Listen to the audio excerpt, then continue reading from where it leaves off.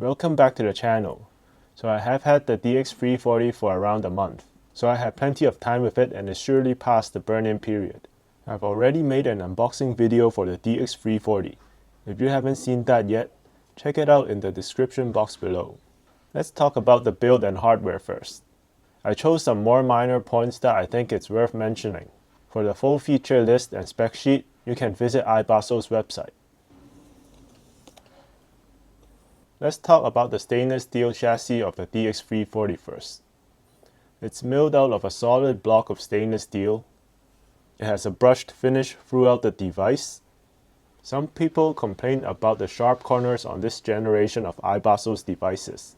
It's still the same here, but you can always use a case if you find the corners too sharp. In my DX180 review, I complained that the volume wheel gets turned too easily when used.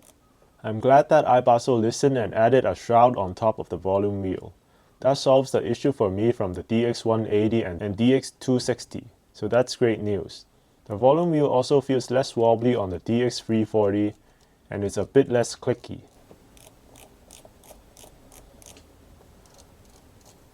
It also has a more tapered volume control curve compared to the DX180, which allows better and more precise volume control when driving more sensitive headphones. The OLED screen is a new addition to the DX340. The DX320 and the DX320 Max Titanium both had an IPS panel. In theory, OLED panels should have better energy efficiency in dark mode and should also look better with deeper blacks. Here's the DX180 with an IPS panel and the DX340 with an OLED panel on full brightness. Now let's talk about the user interface. It's the first time I tried using Mango OS on any device. I think it's quite good. It's minimalistic and easy to use. Great for those who want to listen to local files only. Some users reported that Mango OS drains more battery than Mango app when playing local files on the DX260, but I didn't find that to be an issue on the DX340 when I tested it. Also, Mango OS doesn't have a parametric EQ and only has a 10-band equalizer if you want to EQ your music. If you want to use a parametric EQ, you need to use the Mango app on the Android system. Now onto the Mango Player app. I think it isn't as good as Mango OS and it isn't quite intuitive to use compared to other mainstream music apps.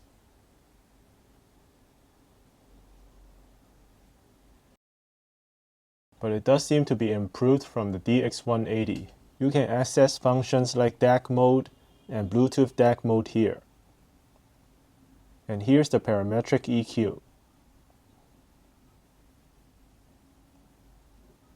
The DX340 runs on Android 13, which is exactly the same as the one on the DX180 that I previously reviewed, so I won't go in too much detail in this part. I'll just talk about the new settings in the DX340. If you want to know about how it operates, feel free to check out the DX180 review. First, there's a DAC gain setting which allows you to set the DAC in high or low gain. I'm not sure what DAC gain exactly does as it isn't mentioned anywhere, but in my experience, you get a slight increase in loudness level using high gain. The dynamics and clarity are also slightly improved using high gain. I personally used the DAC gain as a tuning feature. For more revealing or IEMs that might sound a bit fatiguing, I'll use low gain. For more laid-back, relaxed IEMs, I'll use high gain. The DX340 has 4 gain levels: low, middle, high, and super gain, which requires an external adapter. In my experience, low is already plenty of power for IEMs. When you use high gain, there will be some floor noise when used with sensitive IEMs. Once you enable super gain in the settings, it automatically engages when you plug in the power supply.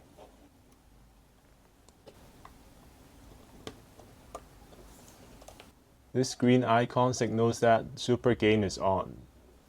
I tested the DX340 on high gain and super gain with the Fostex T60RP, which is a headphone that requires a lot of current output and is difficult to be driven on portable sources. While it sounded okay in high gain, using the external power adapter did provide more authority to the bass and widened the soundstage a bit. so it definitely works and helps with powering hard-to-drive headphones. In USB DAC mode, you can adjust the filters, amp gain, and DAC gain. I didn't detect any delays when using it when watching videos on my MacBook. The Bluetooth DAC works fine on the DX340, but due to the stainless steel chassis of the device, it does not work too well if there is blockage between the transmitting device. 6 to 7 meters of distance will be completely fine if there is no blockage. Please note that you can't adjust any settings apart from the volume when you are in Bluetooth DAC mode. You have to turn off Bluetooth mode to adjust DAC and amp gain if you need to do so. The DX340 changed my perception on sound characteristics. Before I tried the DX340, I did not associate smooth sounding with detailed. I thought it was contradictory to have both, as I always found more dynamic sources more detailed in my experience. But apparently it's possible with the DX340. The DX340 is very smooth sounding, has great layering and sound density, especially in the mids. When a note plays, the attack phase of the note doesn't hit as hard as other devices I have, say the DC Elite. What's special about the DX340 is in the latter stages. The decay and sustain stages feel like they diminish more gradually than other devices, and it seems to retain more detail, making it easier to listen for reverb and fading notes on the DX340. This results in an open and natural sound signature. The gradual decay in sound is able to bring out many minor details in the music. It's also able to create a sense of depth and openness in the soundstage.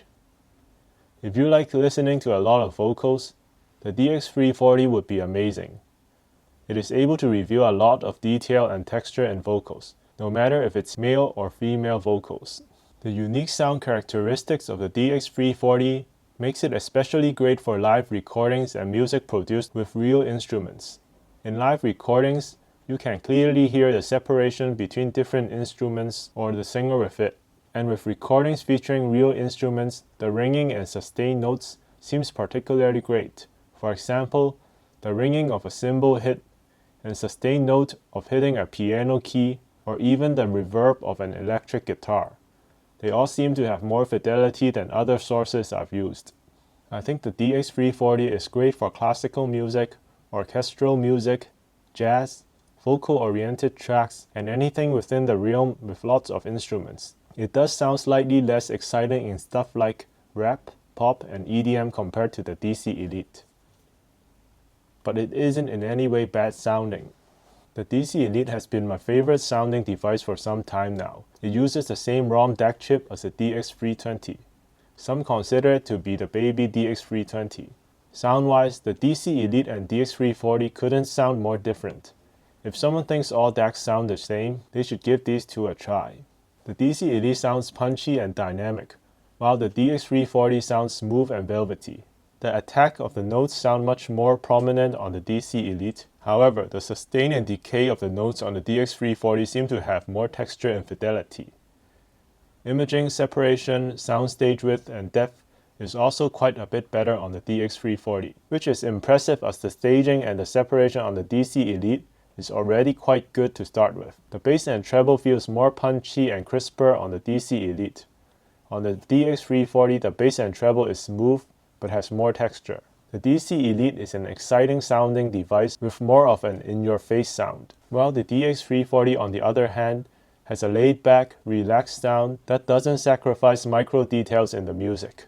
DX180. This isn't a fair comparison as the DX340 is more than triple of the price of the DX180, but it would probably be useful for those looking for an upgrade. Sound signature wise, they are actually quite similar. Both of them have a smooth sounding signature, but the DX340 presents a lot more detail. There's no competition in soundstage and separation. The DX340 is just simply better in that aspect. Let's talk about battery usage. I tested the DX340 when it's idle.